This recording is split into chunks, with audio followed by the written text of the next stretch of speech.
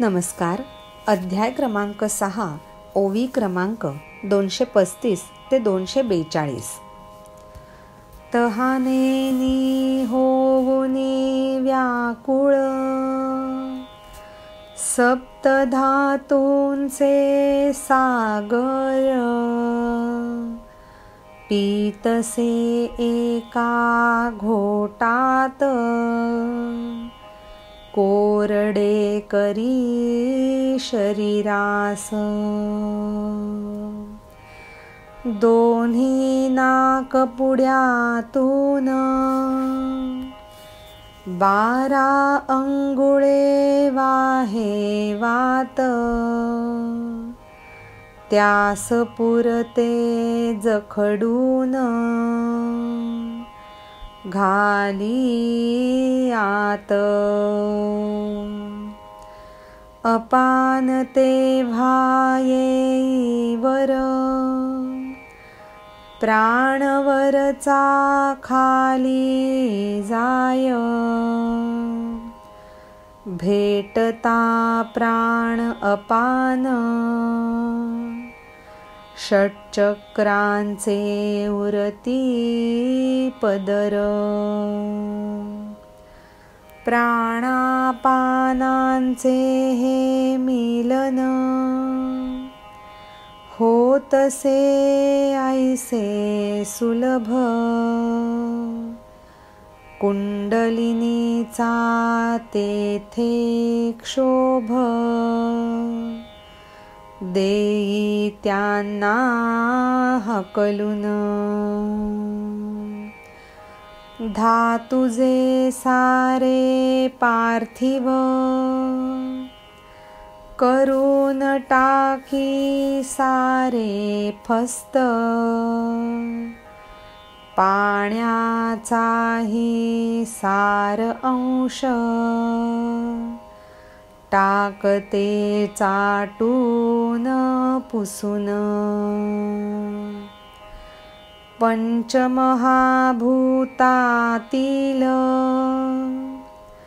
पृथ्वी जल ही दोन्ही तत्व. चट्टामट्टा त्यांचा करून, सुषुम्ने जवळ राहे निवांत. तृप्तीने होता समाधान, मुखा वाटे ओकते गरळ. अमृत मग त्या विषातील, प्राणवायू होय प्रज्वलित. निघे अग्नी तो मुखातून, करू लागे सारे शांत. येऊ लागे ताकद गात्रांमधून.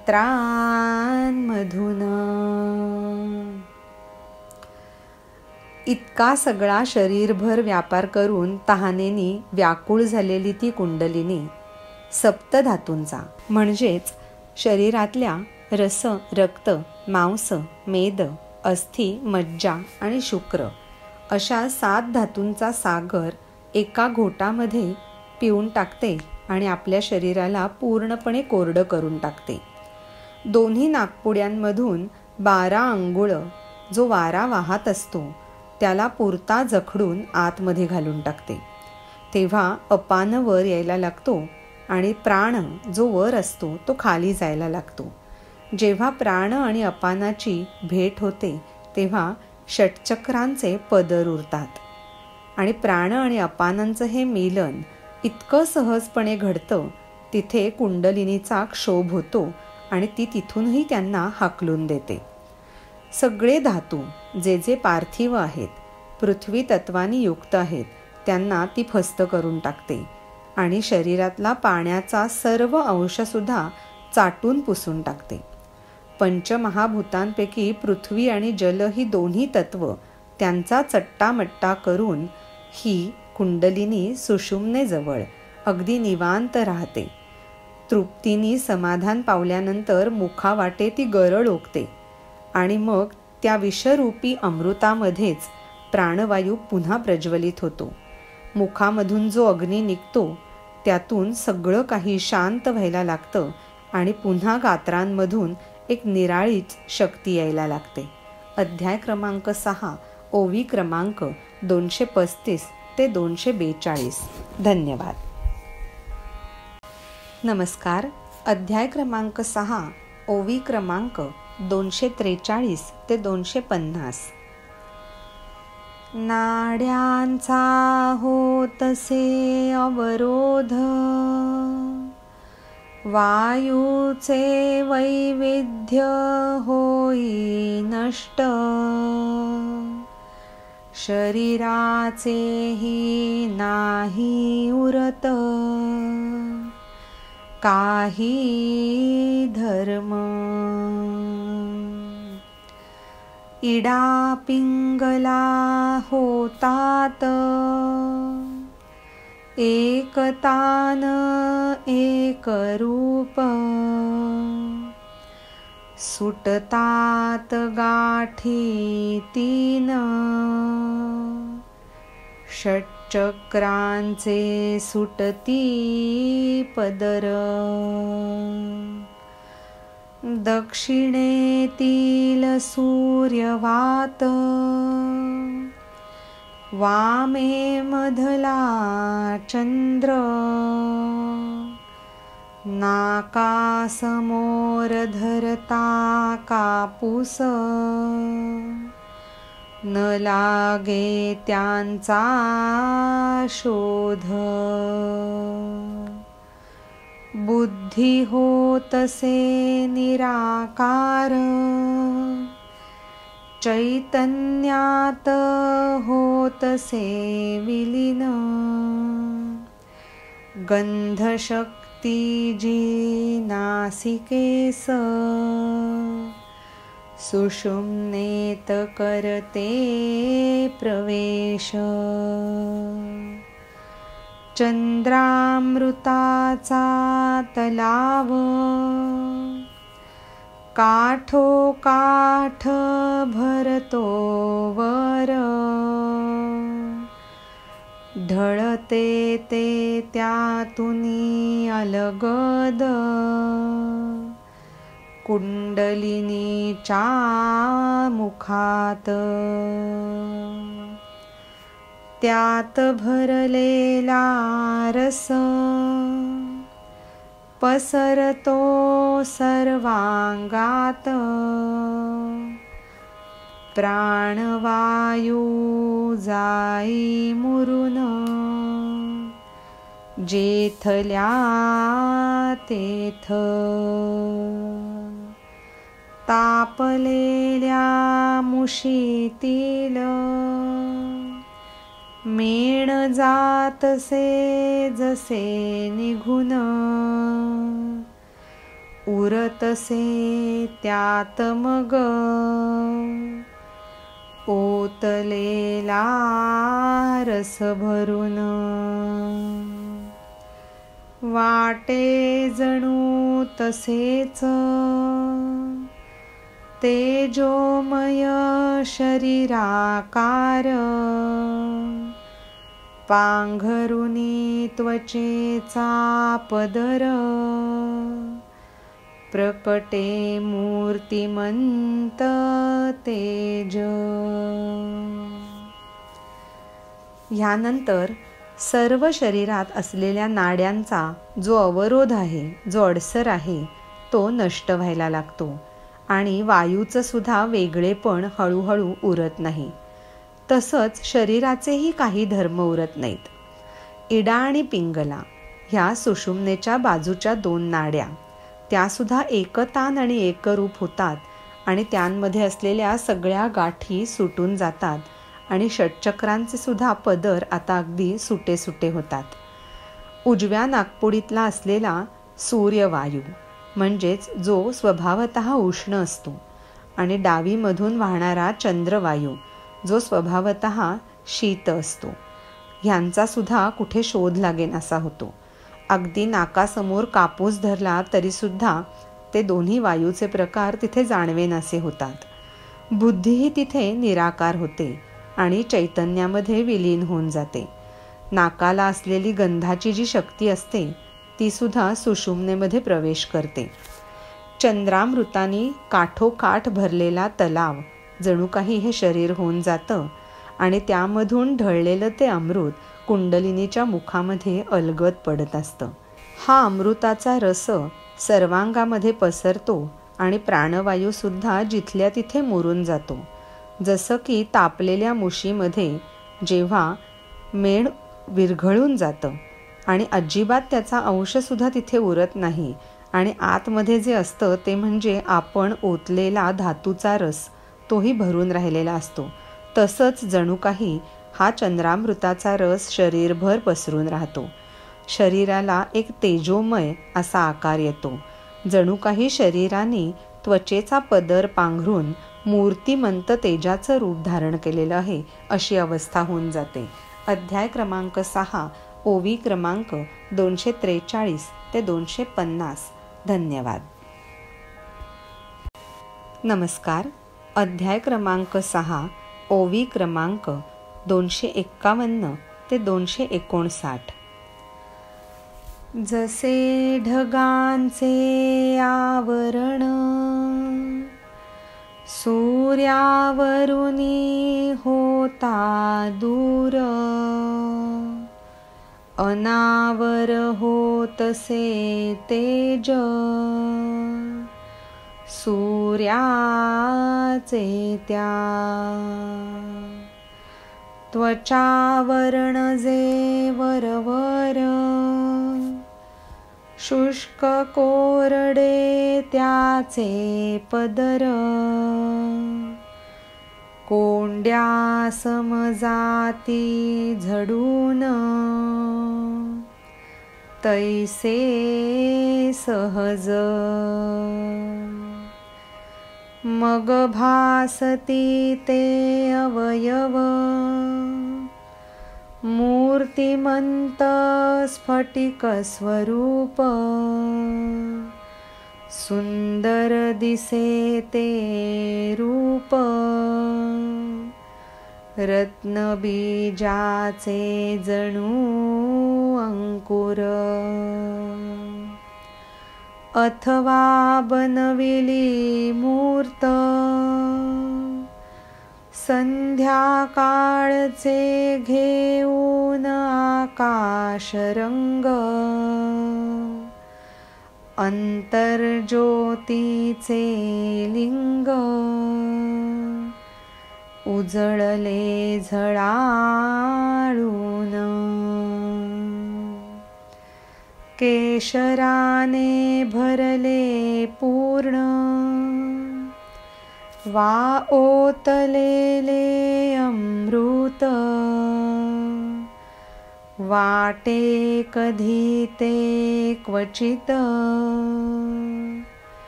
मूर्तिमंत शांतिरूप. आनंद चित्राचे ते रंग ब्रह्मसुख मूर्त प्रत्यक्ष, जोमाने वाढणारे रूप संतोषाचे.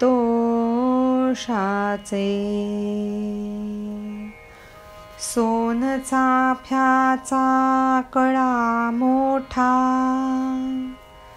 अमृताचा वा असे पुतळा, बहरलेला जणू मळा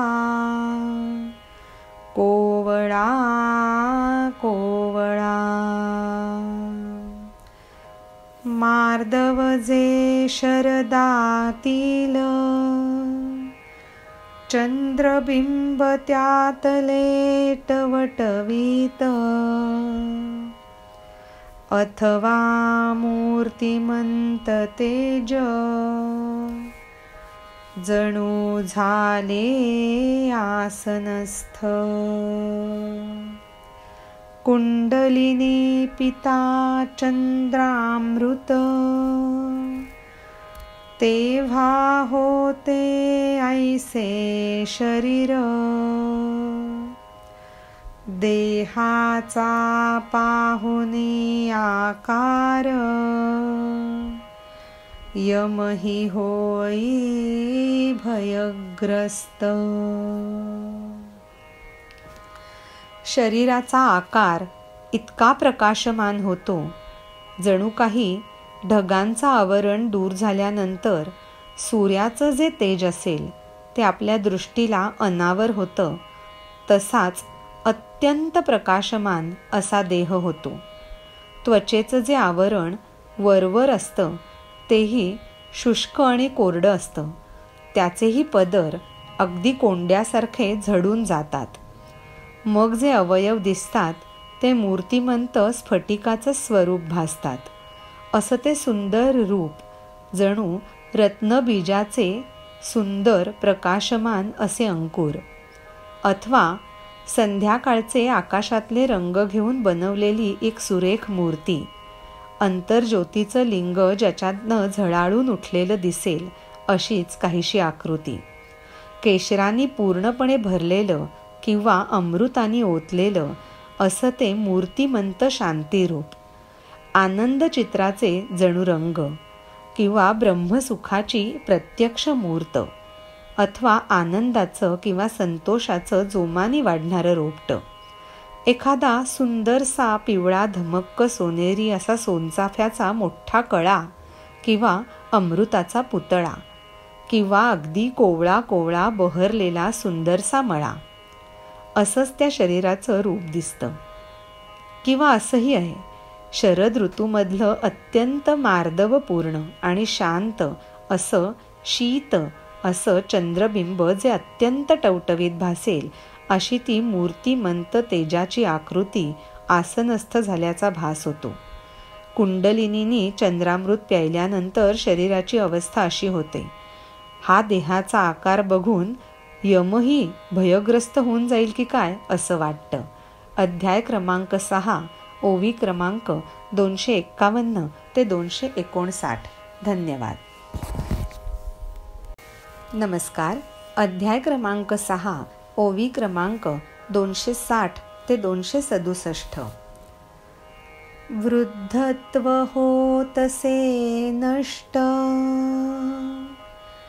तारुण्याचा होई लोप। सरलेले बालपण पुन्हा येतसे फिरून। जरी लहानसे वय, कर्म करी जे करे बलवान। धैर्याची थोरवी फार, निरुपम। पल्लवी जैसा सुवर्ण वृक्ष, रत्नाची कळी त्यास यावी नित्य। तसेच चांगली सुदृढ, नखे येऊ लागतात। येतात मग दात ही नवीन, परी असती ते लहान। जणू दोन्ही ओळीत, असे हिऱ्यांची रांग। माणकांचे सूक्ष्म कण, पसरती ते अंगभर। दिसती रोमांच ते उठून, सहज सहजच चरण आणि हस्ततल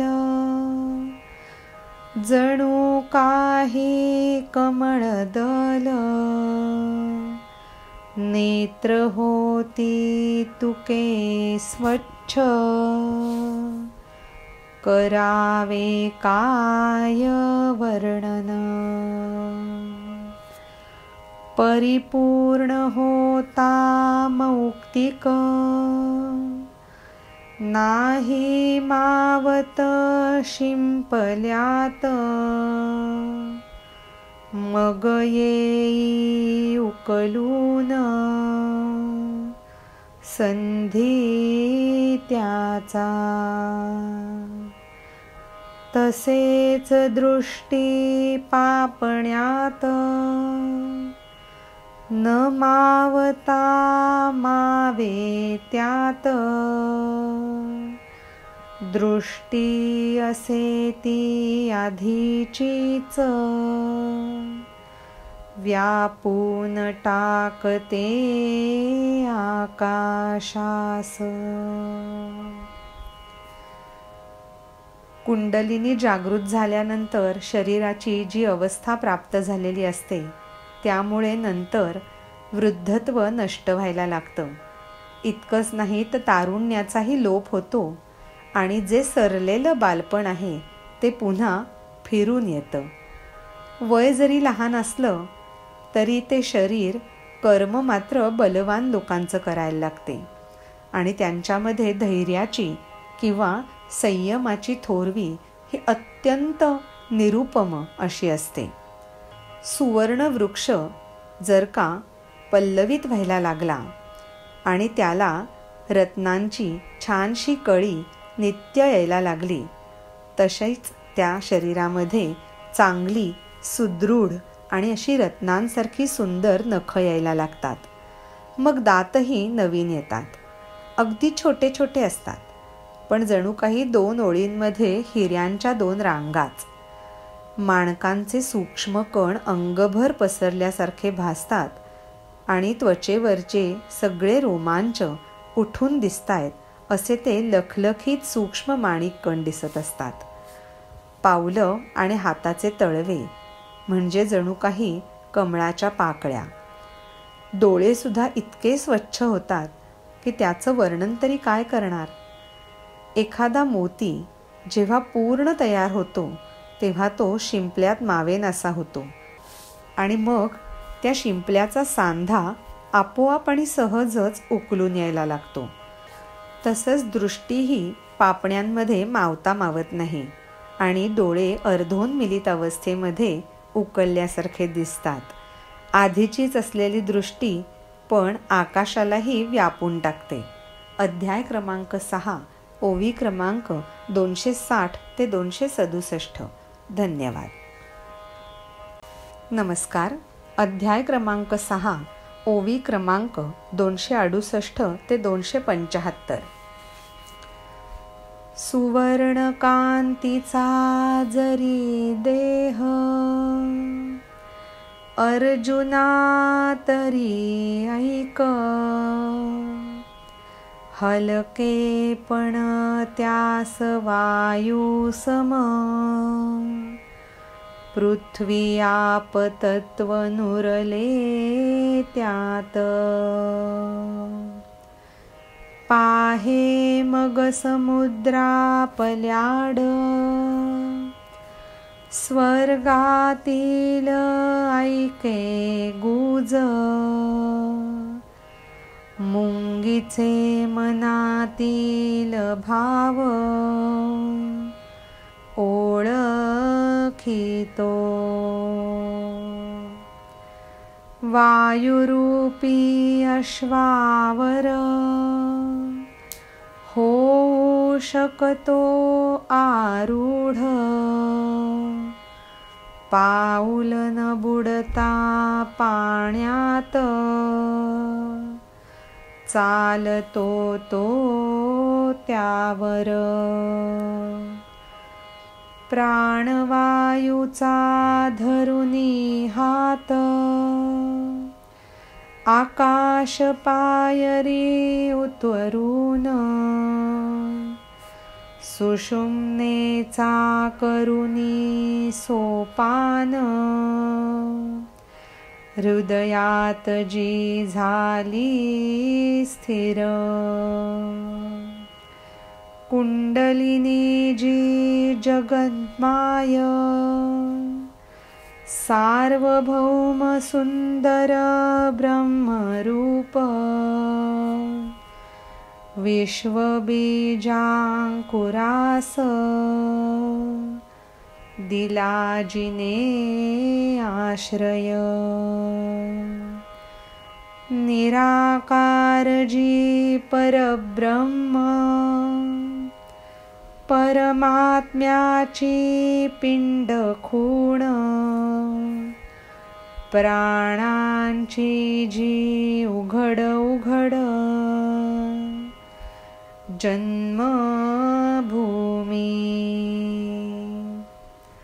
हे असे असू देत कुंडलिनी येता हृदयात अनाहत चक्राचे बोल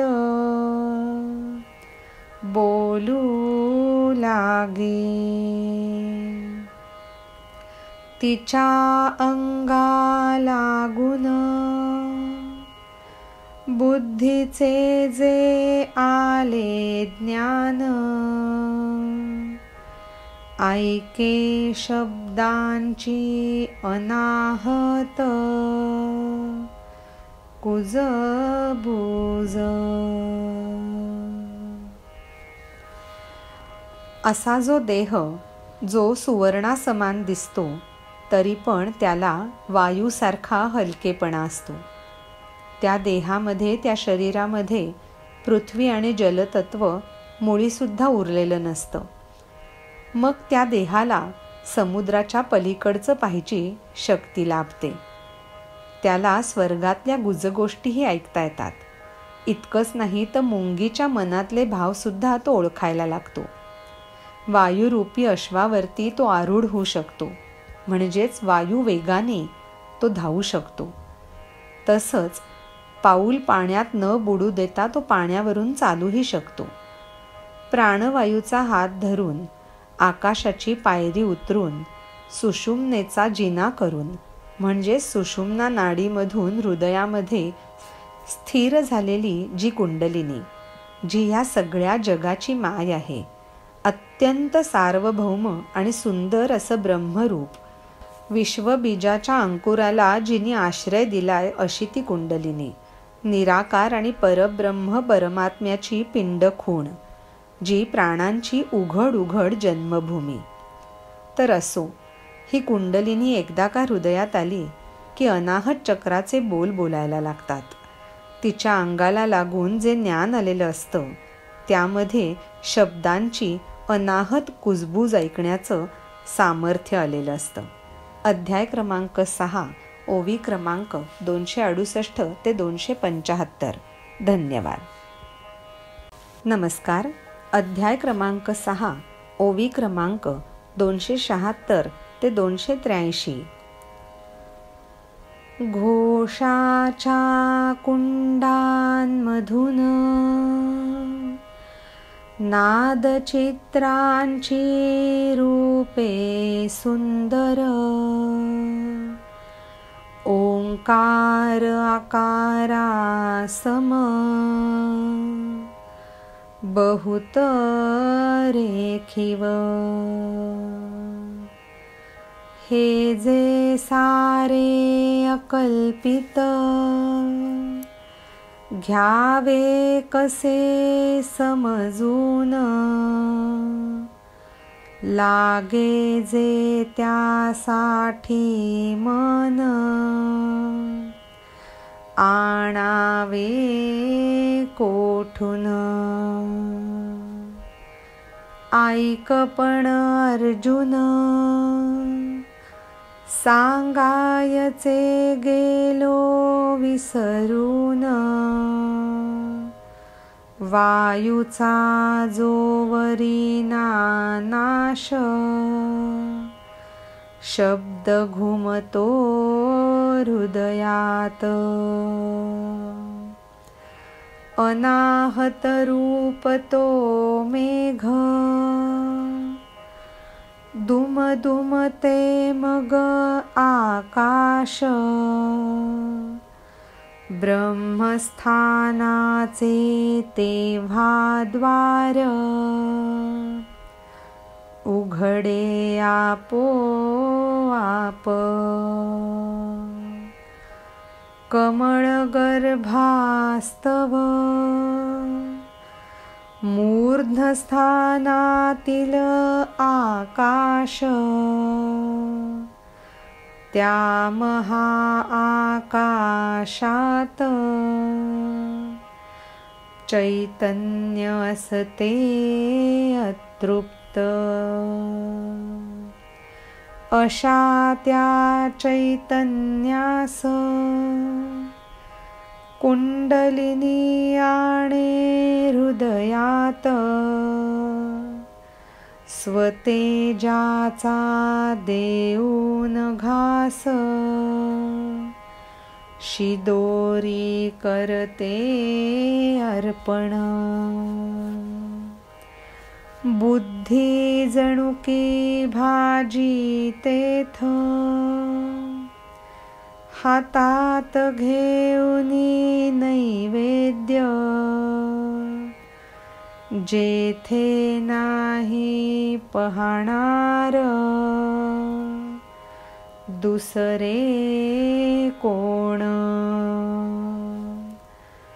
अर्पण करतायसे तेज, कुंडलिनी होई प्राणवायुरूप. कशी भासते विचाराल, ऐका करतो कथन. या अनाहत नादाचा वेध घेतायला लागला की जणू काही घोषाच्या कुंडांमधून नादचित्रांची सुंदर रूप, जी ओंकाराच्या आकारासमान अत्यंत रेखीव आहेत, अशी जाणवायला लागतात. हे सगळं अकल्पित आहे, अगदी कल्पनेच्या सुद्धा पलीकडचं आहे. तेव्हा ते समजून कसं घ्यावं, त्यासाठी लागणारं मन मी आणावं तरी कुठून, असं अर्जुना तुला वाटेल. पण ऐक, एक सांगायचं मी विसरून गेलो. जोवर वायूचा नाश होत नाही तोपर्यंत हृदयामध्ये शब्द हा घुमतच राहतो. जणू काही अनाहत रूपी तो मेघ, त्या मेघामुळे आकाश दुमदुमायला लागतं आणि ब्रह्मस्थानाचं द्वार तेव्हा आपोआप उघडतं. कमळगर्भा इतकं अत्यंत मऊ असं मूर्ध्नस्थानातील आकाश, त्या महाआकाशामध्ये चैतन्य जे असतं ते अतृप्त असतं. अशा त्या चैतन्याला कुंडलिनी हृदयामध्ये घेऊन येते आणि स्वतःच्या तेजाचा घास त्याला शिदोरी म्हणून अर्पण करते. बुद्धी जणू काही भाजी बनून हातामध्ये नैवेद्य घेऊन कोणी पाहणार नाही अशा रीतीने त्या चैतन्याला अर्पण होते. आणि असं का तेज एकदा अर्पण झालं की कुंडलिनी प्राणवायुरूप होऊन कशी भासते असं विचाराल तर मी त्याचं कथन इथून पुढे करतो. अध्याय क्रमांक 6, ओवी क्रमांक 276 ते 283. धन्यवाद.